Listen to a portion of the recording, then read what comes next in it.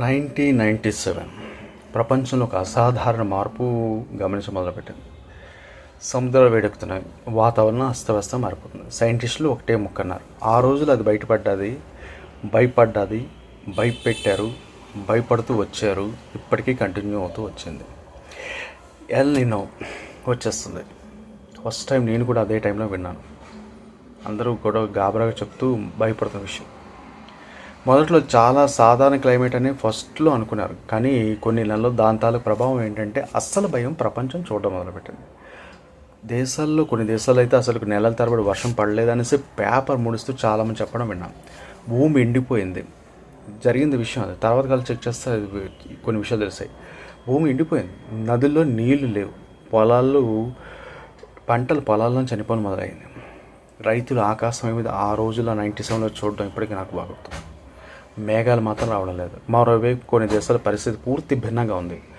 ఆగని వర్షాలు, భారీ వరదలు, పూర్తిగా నీళ్ళలో మునిగిపోయిన నగరాలు, ఇల్లు కొట్టుకుపోయాయి, రోడ్లు కనిపించకుండా అయిపోయాయి. వేలాది కుటుంబాలు ఒక రాత్రిలో నిరాశ్రయులయ్యారు. కానీ అసలు భయం ఇక్కడ ఇంకా మిగిలే ఉంది. ఎండల వల్ల అడవులు అగ్నికి రాపిడి గురయ్యి చిన్న మంటల్లో పుట్టి ఇంటి కాలిపోవడం మనం చూసాం. అమెరికా లాంటి దేశాల్లో మన వీడియోస్లో కూడా చూసాం. కానీ ఒక చిన్న మంట కొన్ని గంటల్లో భారీ వైల్డ్ ఫైర్గా మారిపోయింది. చాలా ప్రాంతాల్లో ఆకాశం నల్లటి పొగతో కప్పుకుపోయింది. ప్రజలు శ్వాస తీసుకోవడానికి కూడా ఇబ్బంది అయిపోయింది. 97, 98 ఎల్ నినో వల్ల ప్రపంచంలో కోట్ల మంది ప్రజలు ప్రభావితం అయ్యారు అని అంటారు. కానీ చాలా చోట్ల ఎంతలా ప్రభావం అంటే ఆకలి, ఏమీ లేకపోవడం, చాలామంది నిరాశ్రయులు అయిపోయారు. వేరే చోట్ల మైగ్రేట్ అయిపోయారు. అది దేశమా ప్రాంతం అని చెప్పలేం. కొన్ని చోట్ల ఆకలి, కొన్ని చోట్ల వరదలు, మరి కొన్ని చోట్ల అగ్ని ప్రమాదాలు.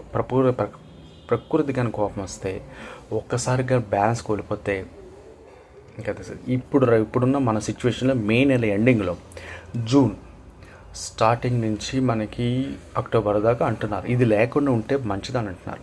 కామన్ పర్సన్ మీలో ఉండి ఇది చర్చించుకుంటున్న విషయం అంతే. సైంటిస్టులు ఏంటంటున్నారు? వార్నింగ్ ఇచ్చారు. భూమి వేడెక్కుతున్నది అప్పటి కాలంలోనే అన్నారు. భవిష్యత్తులో ఇంకా ఎల్ నినో మరింత డేంజరస్ అవ్వచ్చని.